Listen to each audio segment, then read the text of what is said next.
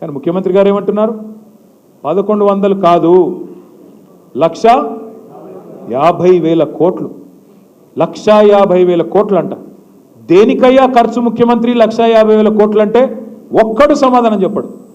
నేను ఇదే భవన్లో ఇక్కడనే ప్రెస్ మీట్ పెట్టి 1.5 అవర్ ప్రజెంటేషన్ ఇచ్చి బీఆర్ఎస్ గవర్నమెంట్ ఏం చేసింది, నువ్వేం చేస్తున్నావు, ఎందుకు 1,50,000 కోట్లతోని హైదరాబాద్ నాగం చేసే ప్రయత్నం చేస్తున్నావు అని అడిగితే ముఖ్యమంత్రి గారు ఉప ముఖ్యమంత్రి గారు నా మీద ఒంటికాలతో లేచినారు. ఏమని? నీకు ఎవడు చెప్పిండు 1,50,000 కోట్లని అంటారు. నువ్వే చెప్తీవి కదా స్వామి అని వీడియో చూపెట్టి ముఖ్యమంత్రి చెప్పినాడు, నేను చెప్పింది కాదు.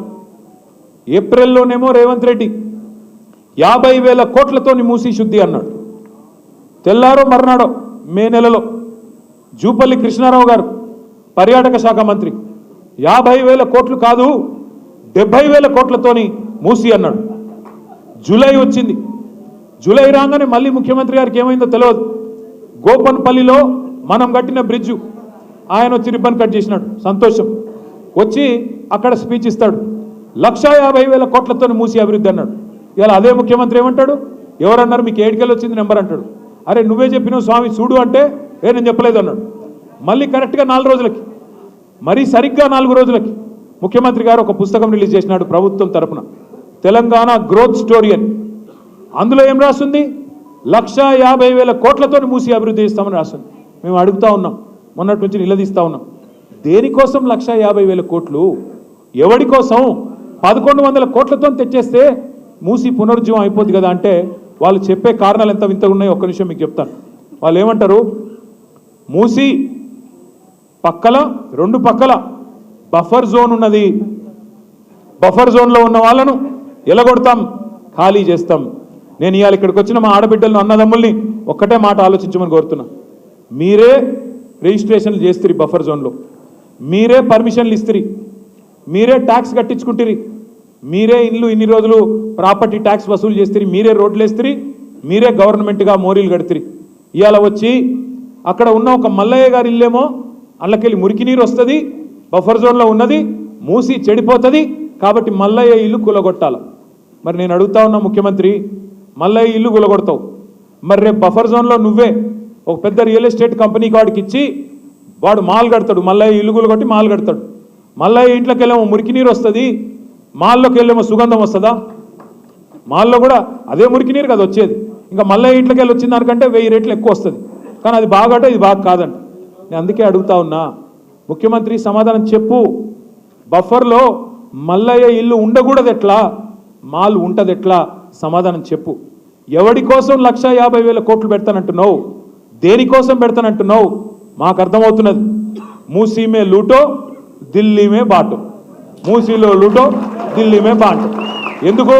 నీ బాసులు ఢిల్లీలో ఉన్నారు, అలా కోపం వస్తే నీ తుమ్మితో ఊడిపోయే ముక్కు నీది, ఎప్పుడు ఊసిపోతుందో తెలియదు. రాహుల్ గాంధీకి మూటలు పంపకపోతే ఆయన ఊకోడు, మళ్ళీ పైన ఇంకా ప్రియాంక గాంధీ గారు ఉన్నారు, ఇంకా చాలామంది పెద్దలు ఉన్నారు, వాళ్ళకు మూటలు పంపాల్సిందే.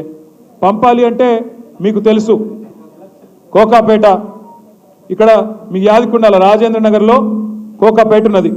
ఇలా కోకాపేట భూములు ఎంత ఖరీదైనాయో మా వెంకటేష్కి తెలుసు బాగా.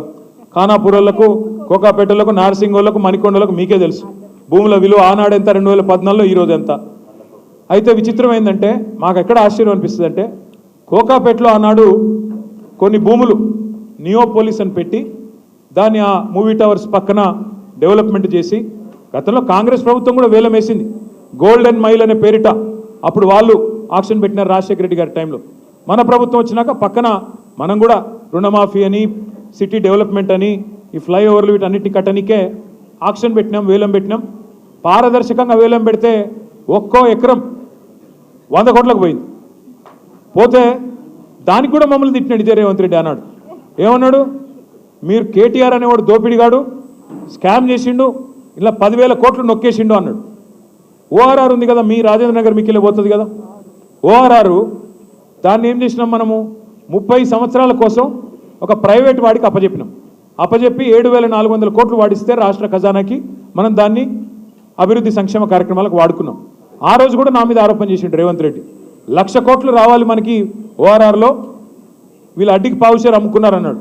నేను ఇవాళ రేవంత్ రెడ్డి గారిని ఒకటే అడుగుతా ఉన్నా, అయ్యా ఆనాడు అపోజిషన్లో ఉన్నప్పుడేమో మాట్లాడుతుంది, ORR 1,00,000 కోట్లు రావాలంటివి, మళ్ళీ ఇవాళ నువ్వే మున్సిపల్ మంత్రివి, తెచ్చి చూపెట్టు. నేను వద్దన్నానా? క్యాన్సిల్ చేయి, ORR టెండర్ క్యాన్సిల్ చేయి. నేను తప్పు చేసిన రుజువు చేయి. నేను వద్దన్నానా? నేను తప్పు చేస్తే నువ్వు శిక్షించు, వద్దనట్లేదు.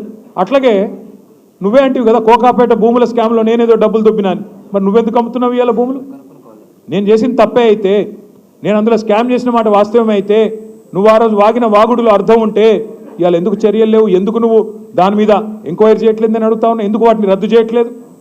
ఆ రోజు అల్లం అన్నది ఇవాళ బెల్లమైందా నీకు? నేను అడుగుతా ఉన్నా. మీరు దయచేసి ఆలోచించండి. ఎవడి కోసం మూసి అంటే ఇక దీనికి మళ్ళీ అందమైన కవరు.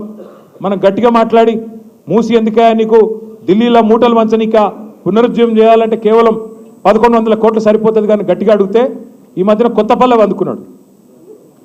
బాపు ఘాట్లనట ఈయన పోయి భారతదేశంలో కాదు ప్రపంచంలో అతిపెద్దదైన మహాత్మా గాంధీ విగ్రహం పెడతారంట. ఈయన ఎవరు? రేవంత్ రెడ్డి.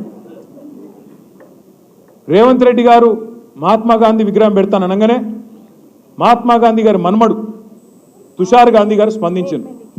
మహాత్మా గాంధీకి ఇవన్నీ ఇష్టం ఉండవురా నాయన, ఆయన చాలా మంచోడు, ఆయన ఎన్నడూ ఆయన విగ్రహాలు ప్రపంచంలో పెద్ద విగ్రహాలు 1,000 కోట్ల విగ్రహాలు పెట్టాలని నేను కోరుకోలేదు, వాటిని పేదవాళ్ళ కోసం వాడు స్వామి, నువ్వు పెట్టుకోని ఆయన చెప్పినాడు. కానీ మహాత్మా గాంధీ గారు తప్పకుండా ఎక్కడున్నారో కానీ ఆయన ఆక్రోషిస్తూ ఉండింటాడు.